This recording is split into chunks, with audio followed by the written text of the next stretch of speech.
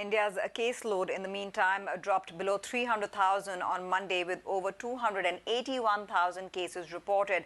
But daily deaths remained above 4,000. Unfortunately, experts said that the data was unreliable due to lack of testing in rural areas.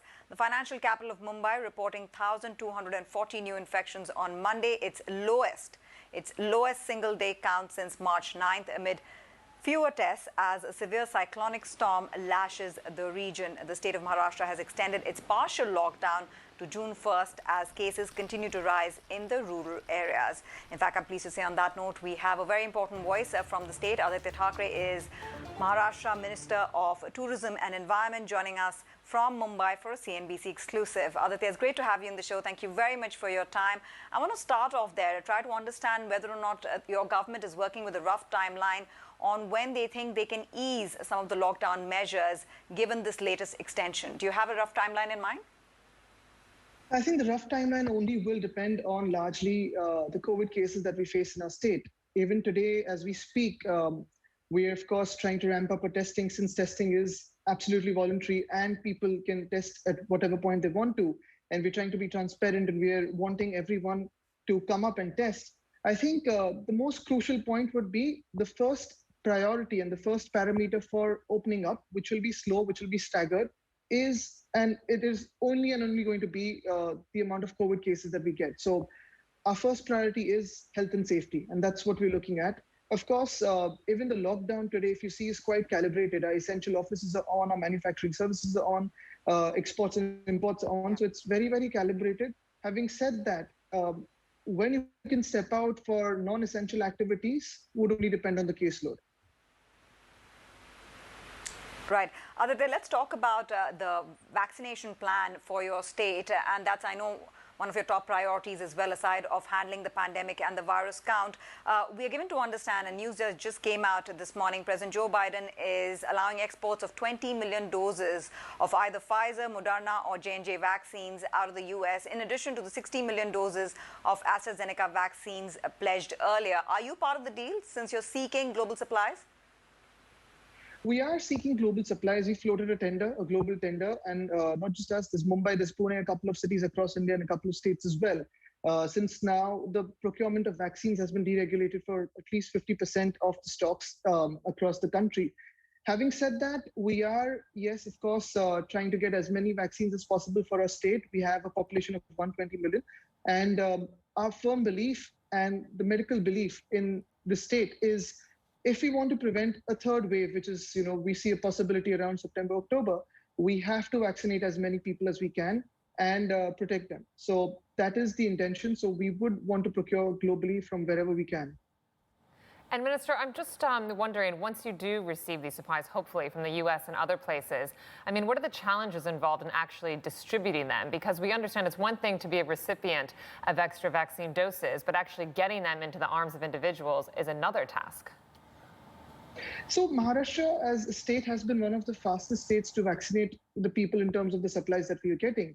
One of the days, I think about 2 weeks ago, when we had adequate supplies coming in from the government, we vaccinated about 500,000 people in a day. As of today, we've vaccinated about 20 million population as of yesterday. But the point really is that in terms of planning, in terms of setting up the vaccination routes, almost everything is in place. All we're waiting for is enough supplies. The good part about the vaccination drive is there was a certain hesitancy in the earlier days about the vaccine. That's gone away. A lot of people are wanting to take the vaccines. A lot of young people are wanting to take the vaccines and get back to normal, whatever the new normal would be. But they're wanting to step out with a sense of security that they're protected against the virus with the vaccination. So I think the biggest challenges as of today, the biggest challenge rather, is procuring the vaccine or getting the vaccine in terms of a larger quantity as much as we can for a state.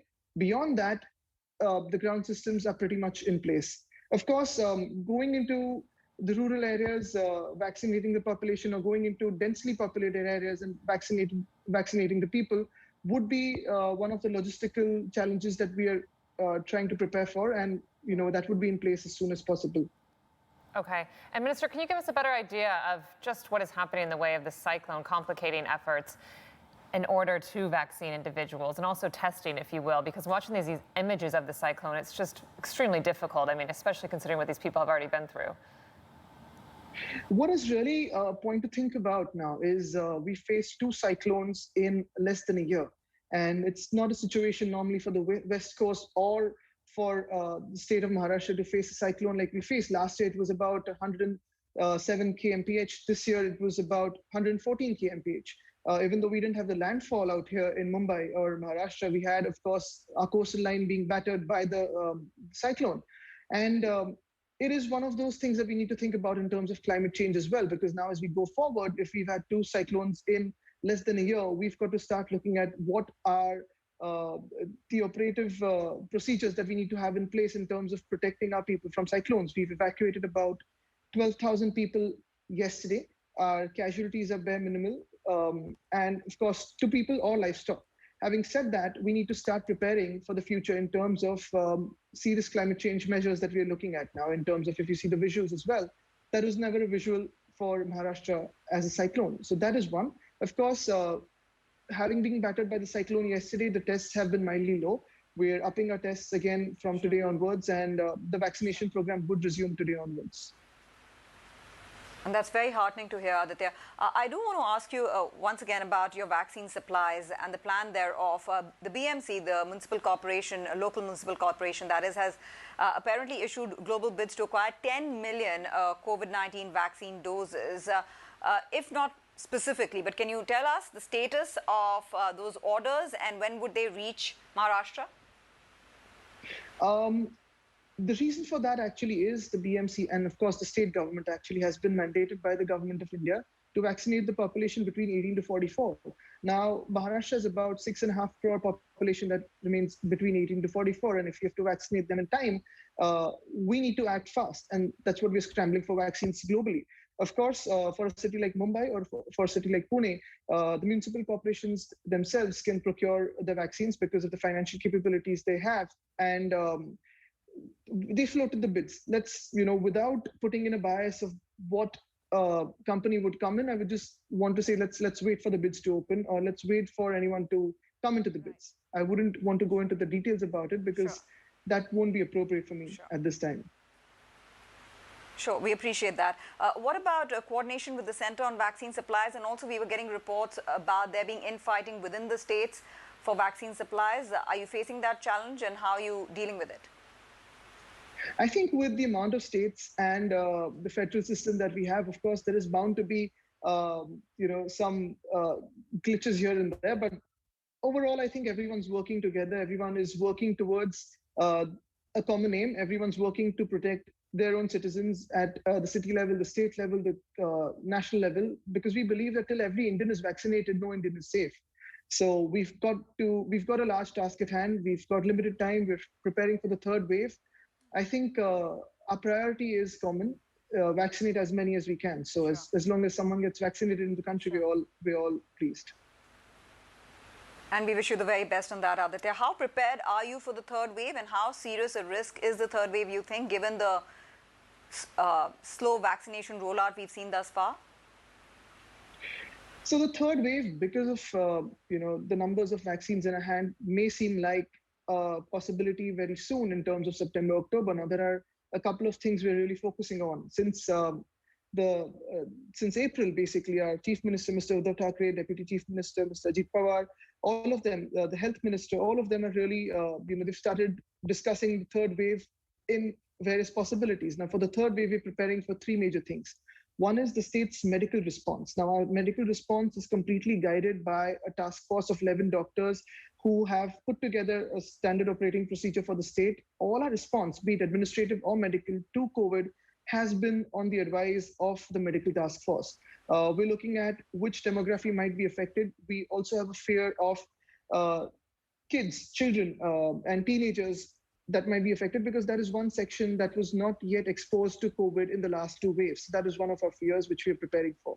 The other is we're increasing our buffer beds, we're increasing our ICUs, our HDUs, our jumbo centers, the COVID care centers, increasing the beds so that everyone gets an oxygenated bed, God forbid, whenever they need it.